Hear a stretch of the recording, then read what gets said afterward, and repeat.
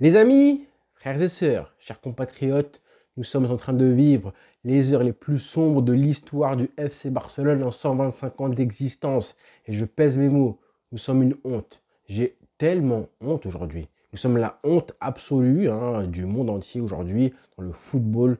Nous sommes un club de clowns. Et je pèse mes mots sur ce qui se passe en ce moment aujourd'hui depuis, on va dire, 48-72 heures au Barça. Nous sommes un club de pitre officiellement parce que oui, dans les prochaines heures, prochains jours, Xavi Hernandez devrait être limogé, licencié par Joan Laporta après avoir été du coup conforté à 3 semaines de ça, le 24 avril, et prolongé d'un an supplémentaire, d'une saison supplémentaire à la tête du Barça. Finalement, après les déclarations récentes de Xavi, là en conférence de presse d'avant-match face à Almeria, dans laquelle justement Xavi a dit les termes, il a dit la vérité. Oui, il a dit que le club était en galère financièrement, que oui, le mercato ne serait pas forcément brillant, que les recrues ne seraient pas à hauteur des espérances des supporters. Donc il a prévenu tout le monde en disant, il a prévenu les supporters, nous, il a été intègre, il a été transparent et honnête et sincère et transparent encore une fois. Il nous a dit à nous tous, les supporters, que ce serait compliqué lors du mercato, donc de ne pas avoir de faux espoirs sur les noms qui sont évoqués, sur le mercato que promet la direction, etc. Il a été honnête et intègre et apparemment, ça n'a pas plu à la direction. L'info a été confirmée par toutes les sources, Gérard Romero, Sport, tout le monde apparemment depuis ce matin, tout le monde en parle, c'est presque officiel. Ce sera officiel dans quelques heures, quelques jours, peu importe quand vous voyez la vidéo. Ça se trouve là, le temps que je la fasse, ce sera officiel.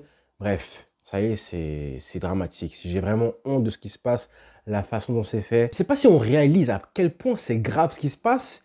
C'est un entraîneur qui dit la vérité, qui a été en conférence de presse dire ce qui se passait vraiment au club, ce que nous, les supporters, je pense, on a le droit de réclamer. On veut de la transparence. On ne veut pas que le club se foute de nous, nous fasse des faux espoirs, nous promettent monts et merveilles, des grands joueurs, des superstars qui peuvent arriver au club à chaque été, pour qu'on se retrouve avec des mercatos à chaque fois ratés, au rabais, où tu te fais prêter des joueurs parce que tu ne peux pas les acheter définitivement, ou alors tu ne prends que des recrues en fin de contrat, ou alors des joueurs qui coûtent 3 millions d'euros comme Roméo, ou alors tu galères à chaque fois pour inscrire tes joueurs dans l'effectif parce que au niveau des salaires, le fair play financier, etc., etc. Les supporters réclament de l'intégrité et de la vérité, de la transparence, tout le contraire de ce qui s'est passé du coup depuis 3 ans, en commençant évidemment par ce qui s'est passé avec Messi, je le rappelle, qu'on avait annoncé qu'il prolongerait pendant des semaines et des mois, tout le printemps 2021, jusqu'au 2 août, 3 jours avant du coup son licenciement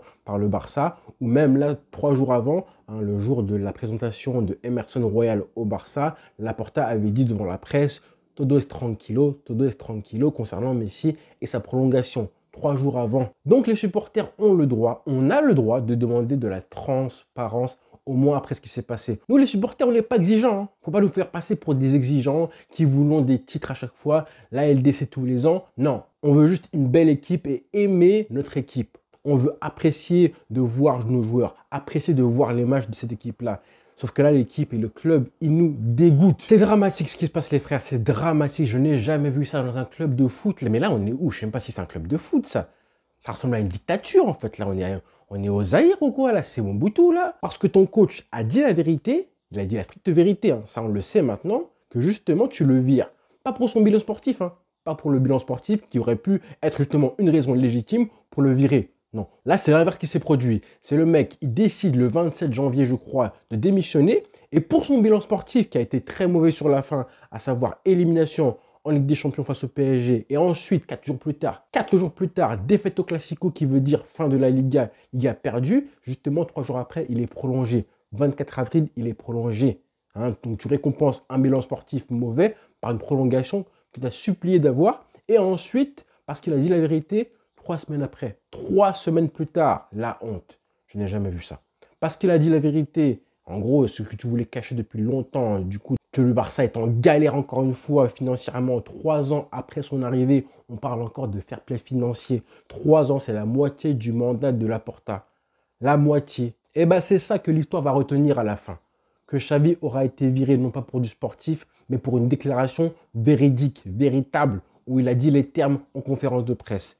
C'est un truc de ouf. On est dans une dictature là. Donc là sur YouTube, en tant que personne qui fait des vidéos, Vraiment, c'est très compliqué de rester, voilà, de rester mesuré dans mes propos quand je vois ça.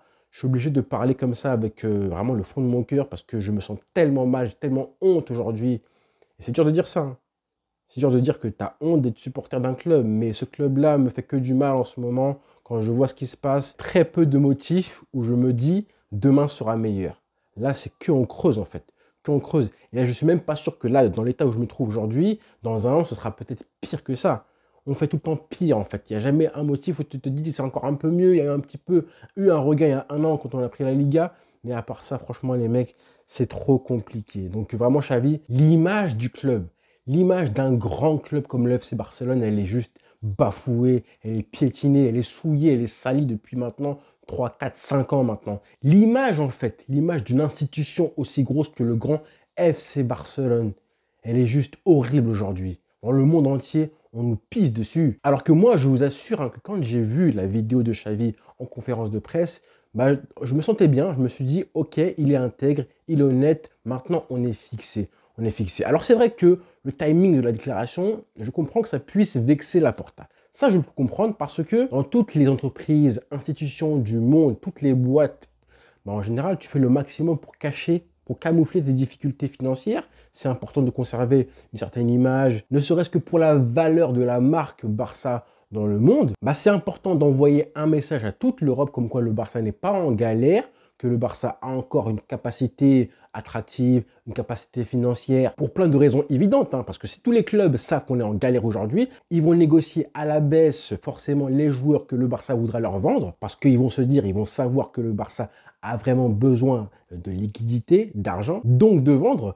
Il y a aussi tout ce qui est sponsor, hein, juste au niveau marketing, les sponsors, le Barça est toujours en négociation avec Nike pour prolonger son contrat. Je pense aussi à tous ces agents qui ont peut-être des super joueurs à proposer au Barça. Ils vont se dire, bah, pourquoi proposer à un club qui ne me permettra pas d'avoir des grosses commissions. Donc, je vais préférer du coup donner mon joueur à un autre club. Ça, c'est aussi hyper important. Bref, plein de raisons et je pense qu'il y en a plein d'autres qui nous dépassent complètement en tant que fan du Barça. Mais à la fin, il faut dire stop. Ce n'est pas à l'entraîneur, peu importe comment il s'appelle, Xavi ou pas, hein, ce n'est pas à lui d'être le bouclier, le bouc émissaire des critiques parce que justement, le club n'arrive pas à recruter un joueur à tel poste ou une grosse star. Ça fait maintenant 2 piges hein, que Xavi est le bouc émissaire, le bouclier qui attise toute la haine des supporters du Barça et des journalistes et des médias et des socios. Je pense qu'il en a marre. Il en a marre d'être la personne la plus détestée aujourd'hui et de loin. Je pense qu'il n'y a personne au club qui est plus détesté que lui aujourd'hui en parlant de Xavi que lui. Il n'y a personne, ça n'existe pas. Même Laporta, il a encore cette espèce de cote, hein, et puis c'est le président. Le mec cristallise à lui tout seul ou presque hein, toute la haine des supporters sur les problèmes de l'équipe. Ça, il faut se rendre compte. Donc forcément, hein, il ne pouvait pas rester dans ces conditions-là, c'était juste impossible. Donc ça me fait de la peine pour Xavi, mais d'un côté, ça me fait du bien qu'il soit licencié parce qu'au moins, tout ça va s'arrêter, la mascarade va s'arrêter aussi, les rapports de force comme ça, c'est toxique. Il ne peut pas travailler dans ces conditions-là. Et bon courage au prochain coach, hein, parce que là, maintenant, on verra. Ça fait maintenant 2 coachs, Koeman et Xavi, avec lesquels Laporta n'arrive pas à travailler. Sans parler du fait qu'il a aussi humilié Messi. Tu as éjecté Messi, tu as viré Messi. Là, tu humilies encore une fois un mec comme Xavi. Tu as licencié Koeman. Et bon, Koeman, on savait que ce n'était pas son coach. Donc, encore une fois, là, tu pouvais comprendre qu'il y avait des dissensions parce qu'à la base, c'était un mariage forcé, hein, contraint plutôt. Et ça, je vous l'avais dit, les mecs. Je vous l'avais dit quand j'ai fait la vidéo, justement, quand Xavi a annoncé qu'il restait un an supplémentaire. Je vous avais dit, hein, je me répète, que c'était une mauvaise décision de sa part. Parce que le timing n'était pas bon déjà. À l'époque, je pensais vraiment que si tu décides de rester, il aurait fallu le dire à la fin de la saison, voir comment la saison se termine et pas après, juste après, voilà, une élimination face au PSG et une défaite au Classico. Le message envoyé était très mauvais à l'époque déjà.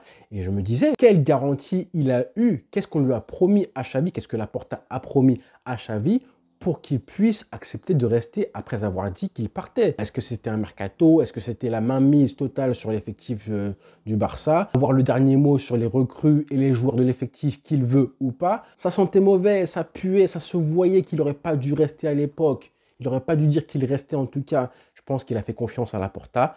Bah, il s'est rendu compte là, depuis 3 semaines, je pense, hein, en vrai de vrai. Ce qui nous intéresse en vrai, c'est de savoir qu'est-ce qui s'est passé depuis 3 semaines.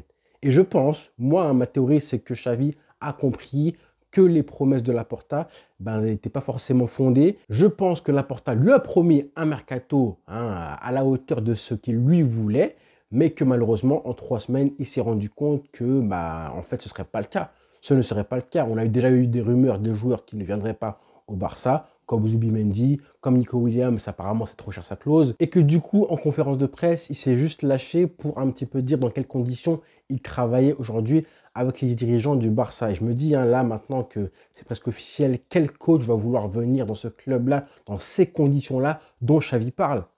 Qui va vouloir venir au Barça en 2024? Quel grand coach? Juste dis-moi, citez-moi un nom. Là, Hansi Flick, par exemple, je pense que c'est mort. La Tuchel a dit qu'il partait du coup du Bayern Munich. Donc, je pense que Flick va suivre, va reprendre son poste qu'il avait laissé. Et en vrai, je me dis même que ça se trouve que Hansi Flick, à la base, si le Barça l'a écarté, peut-être que c'est pas comme ça que ça s'est passé. Peut-être que lui aussi, Hansi Flick, n'a pas été forcément séduit par les conditions et les garanties que le Barça lui proposait, parce qu'on ne sait pas ce qui s'est passé. Moi, ça ne me choquerait même pas. Et là, la presse parle maintenant de Rafa Marquez, les amis. Rafa Marquez, coach du Barça B. En fait, on revient à la case départ, en fait. Là, c'est encore un coach novice, jeune, tout gentil, que la direction peut encore une fois manipuler, peut se servir comme bouclier qui peut cristalliser les critiques envers lui. Un coach qui ne dira rien sur le mercato qu'on lui fait. Si on lui amène des joueurs, tant mieux. Et si on lui amène personne, il ne dira rien de spécial. Il n'aura aucune garantie à réclamer. Lui, c'est un jeune coach, forcément. Il sera forcément doux comme un agneau. Et c'est là que tu vois qu'il y a un gros problème à la direction du Barça, parce que peu importe le coach que tu ramènes aujourd'hui au Barça, même tu ramènes Guardiola aujourd'hui au Barça, je pense qu'il floppe. On le met avec le Barça actuel, l'effectif actuel, on lui demande de faire progresser l'équipe avec cette direction actuelle du Barça aujourd'hui, je pense qu'il floppe. Peut-être qu'il fera largement mieux que Xavi, ça c'est pas forcément très difficile, mais à long terme, avec une direction qui n'est pas transparente, qui fait croire à l'entraîneur qu'il pourra recruter facilement, etc., aucune confiance entre la direction et le coach. On sait qu'un club, ça marche comme ça. Il faut vraiment que le coach, le directeur sportif et le président marchent dans la même direction. Si ce n'est pas le cas, il y a forcément des tensions. Et après, ça finit comme ça finit là aujourd'hui avec Xavi. Donc, bon courage au prochain coach. Bon courage, comme je disais. Je ne sais même pas si là, on a atteint le pire point. Ça se trouve que dans 1 an, dans 6 mois, je ne sais pas combien de temps, ce sera encore pire comme situation au Barça. Mais j'ai peur. J'ai vraiment très peur. Les motifs d'espoir sont presque inexistants. En fait, on ne sait pas comment ça pourrait être mieux demain. On ne sait pas. Là, on se dit qu'un nouveau coach, peut-être, mais qui en fait, quel magicien va réussir à faire en sorte que là, Marquez, s'il vient au Barça, ça va être un espèce de piège pour lui, le pauvre. Il va s'engouffrer dans quelque chose de compliqué pour lui. Et les supporters vont le critiquer, lui cracher à la gueule et tout. Mais c'est pas de sa faute. Ce n'est pas de sa faute. Imaginez le prochain coach, il arrive au Barça et il dit, il y a des grosses lacunes, il y a des gros manques dans l'effectif, je veux un numéro 6. Et le Barça lui dit, non, on n'a pas les finances. Est-ce qu'on va encore le blâmer, ce mec-là? On va lui dire, écoute, fais comme tu peux, débrouille-toi pour trouver un numéro 6 à la Masia. Et si jamais ce mec-là, en conférence de presse, dit, écoutez, j'ai fait ce que je peux, parce que le club n'a pas les ressources pour amener un vrai numéro 6. Du coup, encore une fois, on va lui taper dessus parce que le mec aura dit les termes en conférence de presse. C'est un truc de fou, en fait. On est où, là? C'est les feux de l'amour. Et en parlant du mercato, ce qui vient de se passer là, ça va rabattre les cartes pour tous les joueurs maintenant. Je pense qu'on avait un petit peu une idée en tête de comment ça allait se passer pour Félix notamment. João Félix, on sait que Xavi ne le veut pas. Pour des mecs comme Ansu Fati par exemple, on sait que Xavi ne le veut pas non plus. Ces mecs-là maintenant, ils se disent peut-être que je vais rester au Barça. Des mecs comme Eric Garcia, un mec comme Sergi Roberto qui a été annoncé presque officiellement prolongé du coup dans les prochains jours par le Barça. Est-ce que ces mecs-là vont être confortés à leur place? Xavi, on sait qu'il voulait rapatrier Eric Garcia. Maintenant, les cartes sont rebattues, mais on a perdu 3 semaines. On a perdu 3 semaines de planification sportive avec un effectif que tu commençais à bâtir et construire pour l'année prochaine. On a perdu 3 semaines. On va encore perdre du temps, mais je pense que le club s'en fout en fait. S'en fout complètement de qui sera à la tête du Barça comme coach. Je pense que Deco va faire la planification sportive de l'effectif indépendamment du coach qui va venir. Et ça, déjà, c'est très grave. Parce que normalement, un coach qui arrive, il dit « je veux tel joueur, je ne veux pas de tel joueur ». Mais en vrai, la meilleure chose que Laporta peut faire maintenant, aujourd'hui, c'est prouver que Xavi ment dans sa conférence de presse. Et comment tu le prouves? C'est justement en faisant un grand mercato. Tu montres à Xavi qu'il avait tort. Parce que si jamais, là, Xavi est viré et qu'en plus, le mercato du Barça est misérable, Mais là, Xavi, il aura tout gagné. Non seulement Laporta aura viré Xavi, donc je pense qu'en termes d'image, ça aura été catastrophique pour lui d'avoir viré, encore une fois, souillé une légende du club. Après Messi et Koeman, il va perdre le crédit et le respect des supporters qui lui restent aujourd'hui. Ça va complètement gâcher l'image de son premier mandat qui avait été parfait entre 2003 et 2010. Là, maintenant, on a un regard qui est différent. On a un regard qui est différent vis-à-vis de ce mandat-là, vis-à-vis de ce qui s'est passé avec Messi, vis-à-vis de ce qui s'est passé avec Koeman, vis-à-vis de plein de choses. Notre perception elle commence à changer un petit peu sur Laporta et ses actes et ses moments de gloire aussi. Donc c'est compliqué pour lui, parce que le deuxième mandat qui nous fait Laporta en 3 ans, 3 ans, c'est la moitié de son mandat, il reste encore 3 ans maintenant, c'est plus que catastrophique les frères. La seule bonne chose que je vois de ce mandat-là, pour l'instant, et c'est même pas encore officiel, c'est que Nike va prolonger. Et j'ai bien conscience que c'est un caprice personnel parce que j'aime Nike. Mais le reste, honnêtement, c'est très compliqué niveau sportif, très très dur de voir ce Barça-là. Et comme je disais, là, en virant Xavi, il confirme que justement Xavi avait raison en fait. Que non seulement le club est en galère, mais qu'en plus, toi, tu voulais le cacher aux supporters. Et qu'en plus, pour finir, tu l'auras viré, tu auras viré ton coach pour avoir dit la vérité. Donc voilà les frères, je suis juste choqué, permettez-moi mes émotions, mais voir assister à ça, tous les jours il y a des scandales, tous les jours la prolongation de Sergio Roberto, les paroles de Xavi, il se passe tous les jours quelque chose au FC Barcelone. C'est juste insupportable de supporter ce club-là aujourd'hui. Encore une fois, je suis très content que Xavi soit licencié. Vraiment, pour lui, je l'aime trop pour le voir se faire détruire et humilier comme ça, en fait. Vraiment. Bref, le FC Barcelone va très mal, les amis. Je suis encore une fois désolé pour le surplus d'émotions, mais j'aime trop mon club. J'aime trop mon club. Et il faut penser avant tout au bien du club, d'accord? Que vous soyez derrière Laporta, derrière Xavi, enfin même contre Xavi, anti-Xavi, anti-Laporta, à la fin, ce qui compte, c'est vraiment la santé et le bien-être du club avant tout. Et ce qu'on voit là, voilà, c'est pour ça que moi, même si j'adore Xavi, je préfère qu'il soit licencié. C'est plus pour ça, parce que le club va mal et que le voir comme ça, je pense que pour le club, pour Laporta, pour tout le monde, pour Xavi aussi, c'est mieux qu'il y ait un divorce immédiat. Le problème, c'est que ce divorce-là nous fait passer pour des clowns, en fait. Le timing, la raison pour laquelle ça divorce, tout ça là, c'est pas logique. Ce n'est pas du tout normal. Voilà. Allez les frères, bon week-end à tous, quand même. Bon week-end à tous. Prenez soin de vous et à très vite. Ciao.